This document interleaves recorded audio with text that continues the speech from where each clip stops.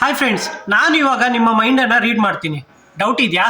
ಸರಿ, ಈಗ ಏನು ನಿಮಗೆ ಈ ಫೋಟೋ ಕಾಣಿಸ್ತಾ ಇದೆ, ಇದರಲ್ಲಿ ಕಲರ್ ಬುಡೆಗಳಿದ್ದಾವೆ.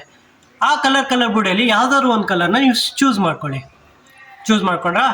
ಈಗ ಆ ಬುಡೆಗೆ ನಿಯರ್ ಬೈ ಆಗಿರುವಂತಹ ಬ್ಲೂ ಕಲರ್ ಬುಡೆನ ಚೂಸ್ ಮಾಡ್ಕೊಳ್ಳಿ. ಯಾವ ಕಡೆ ಆ್ಯಂಗಲ್ ಆದರೂ ಪರವಾಗಿಲ್ಲ, ಬಟ್ ಆ ಬುಡೆಗೆ ಹತ್ತಿರ ಆಗಿರಬೇಕು ಆ ಬ್ಲೂ ಕಲರ್ ಬುಡೆ. ಆಯಿತಾ? So select ಮಾಡ್ಕೊಂಡ್ರಲ್ವಾ?